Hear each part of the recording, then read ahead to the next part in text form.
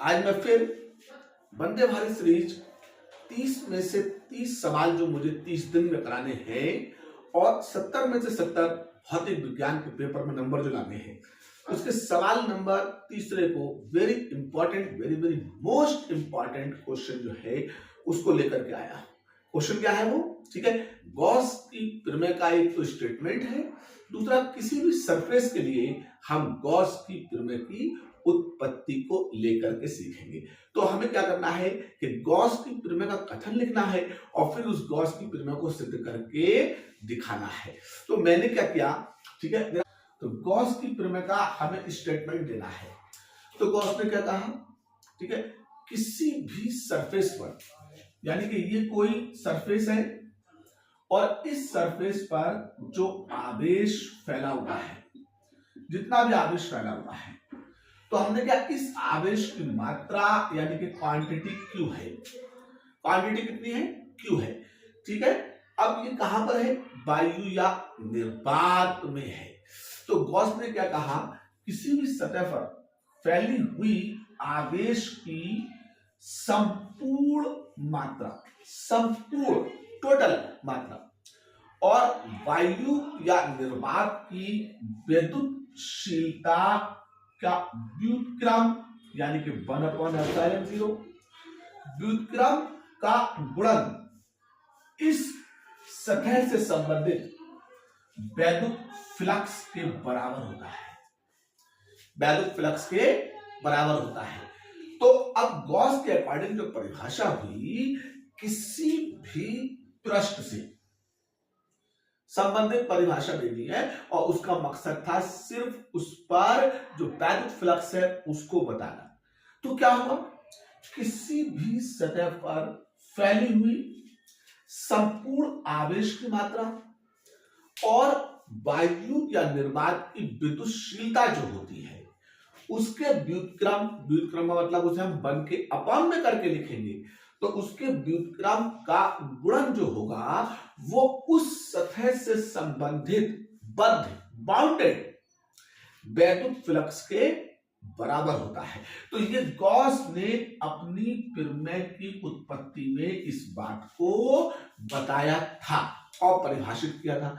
अब इसी बात को अगर आप किसी सतह के लिए सिद्ध कर देंगे तो फिर गॉस की प्रमेय की क्या हो जाएगी? उत्पत्ति हो जाएगी। देखिए, हर एक टीचर का, हर एक किसी का, ठीक है, सवाल को सिद्ध कराने का एक अपना अपना तरीका होता है। भाई, हमारा भी एक अपना तरीका है। ठीक है, क्या पता वो तरीका आपको पसंद आए। अगर पसंद आए तो आप वीडियो को अपने दोस्तों को शेयर कीजिएगा और 30 में से जो आपके क्वेश्चन चल रहे हैं 30 दिन तक हर एक दिन एक सवाल को करने की कोशिश कीजिएगा। आपको देखिए भौतिक विज्ञान में कितना फायदा होगा, फिर मुझे आप कमेंट्स में बताइएगा।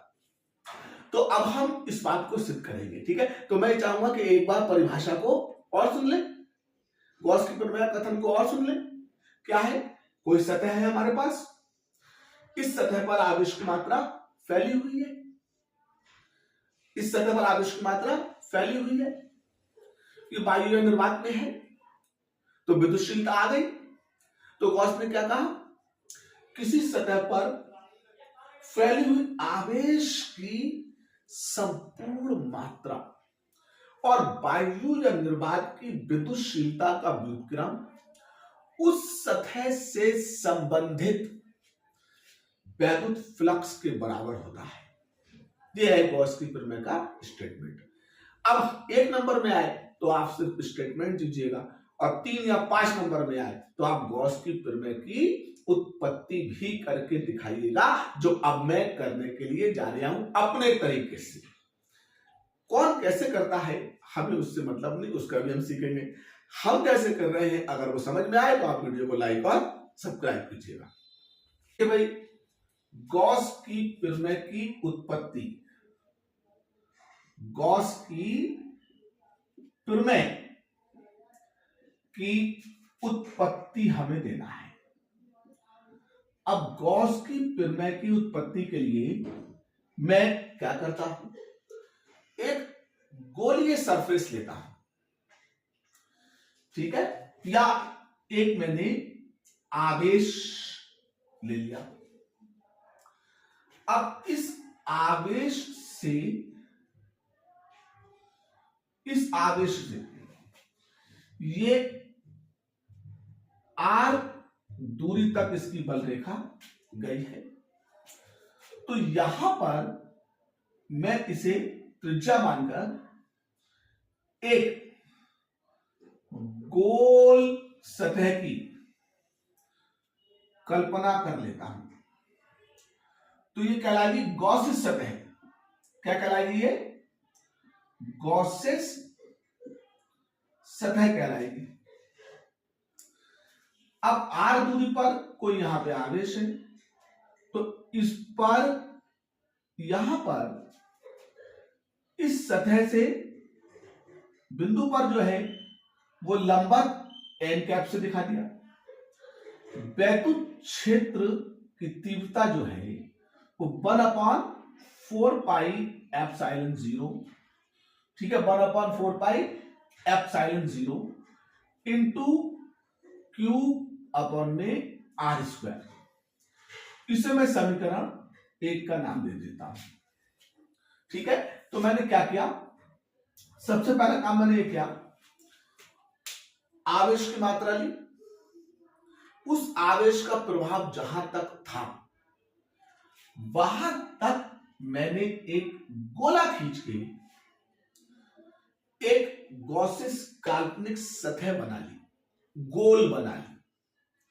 फिर केंद्र से r दूरी पर सतह पर कोई बिंदु स्थित था, तो दूरी पता हो, आवेश की मात्रा पता हो, तो वहां पर वैद्युत क्षेत्र की तीव्रता का सूत्र यह होगा, स्थिर बिंदु से r दूरी पर वैद्युत क्षेत्र की तीव्रता। अब सतह मैंने कैसे ली है? गोल।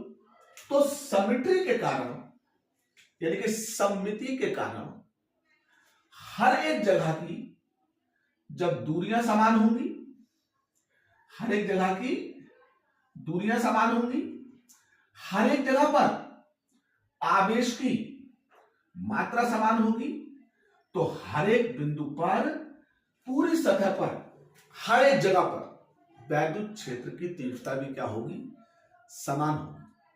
एक छोटी सी बात है, अब ये गोला हो गया, गोलीय काल्पनिक सतह हो गई, तो अब सतह से संबंधित आप वैद्युत फ्लक्स को लिखें। वैद्युत फ्लक्स, तो वैद्युत फ्लक्स फाई ई बराबर ई ए कॉस थीटा होता है। जब लंबवत है तो थीटा का मान 0, तो फाई ई की जगह पे 1/4πε0 इंटू क्यू अपॉन में r²। ए की जगह पर गोला है, गोला, तो गोले का क्षेत्रफल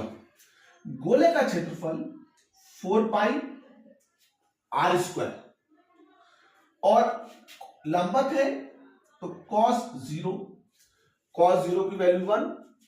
तो देखिए r² से 4π से 4π कैंसिल, cos 0 का मान 1, तो फाई ई बराबर 1/ε0 इंटू क्यू, ठीक है, और cos 0 का मान कितना लगाएंगे आप? 1, और 1 से किसी की गुणा करते हैं तो फिर वही आता है जो होता है, इसलिए ठीक है, कोई फर्क नहीं पड़ेगा। तो देखिए कितनी बड़ी प्रमेय थी, कितना भारी भरकम नाम था, गॉसिस थ्योरम, और कितनी जरा सी देर में आ गई, केवल 2 मिनट में आ गई। ठीक है, तो ये अब जो गॉस ने स्टेटमेंट दिया था वही आ गया, नहीं आ गया, और जब वही आ जाता है तो फिर वो उसकी उत्पत्ति कहलाता है। तो ये गॉस की प्रमेय की उत्पत्ति कहलाएगी। महज 4 लाइनों में है, 1, 2, 3 और 4, 5वीं लाइन की जरूरत नहीं पड़ेगी। ठीक है, तो गॉस की प्रमेय का कथन और गॉस की प्रमेय की उत्पत्ति, ठीक है, 2025 में यूपी बोर्ड की भौतिक विज्ञान की परीक्षा में एक बहुत ही इंपॉर्टेंट टॉपिक है। तो आज मैंने क्या किया है, अपने सुपर ठीक है 30 वंदे भारत इस सीरीज के अंदर क्वेश्चन नंबर तीसरा गॉस की प्रमेय की उत्पत्ति कराए। पहला और दूसरा कल और उससे पीछे वाले दिन की क्लास में पढ़ा होगा, आप वीडियो में जाकर के देख लीजिएगा। ठीक है, तो अब मुझे क्या करना है, एक बार रिवीजन कर दूं। एक आवेश लेना है, उससे r दूरी मानकर उसके चारों ओर एक गोला खींच लेना, कल्पना कर लेना, वो काल्पनिक गॉसियन सतह कहलाएगी। आवेश पता है, आवेश से r दूरी पर वैद्युत क्षेत्र की तीव्रता का सूत्र लिख लेना। अब गोले का बिंदु है और त्रिज्या परिधि पर स्थित बिंदु पर लंब होती है।